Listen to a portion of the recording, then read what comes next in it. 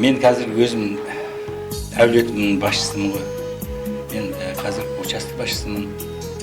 Менің әйелім бұл да участка инженері. Қазір 9-шы участкеде жұмыс істейді. Ал ұлым Терман учаскесінде участка шебері. Келінім участка инженері болып жұмыс істеген бұрын. Қазір 5-ші баламен декреттік демалыста. Қызым да эксплуатацияда инженер болып жұмыс істеді. Қазір 2-ші ұлымен декреттік демалыста отыр. Енді біздің болашақта осы немерелеріміз де осы саланың мамандары болады деп солар дайындап отырмыз.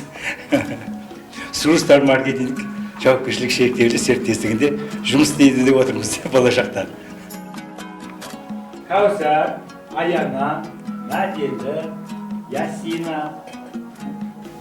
Осы уақыт аралығында 29 жылдық уақыт өтіпті. Осы жұмыс басталған кезде, водоканалға жұмысқа тұрған кезде біз квартирада тұратынбыз. Жалғыз баламыз бар еді. Перизат екеуміз қазір 2 ұл, 2 қыз тәрбиелеп өсірдік.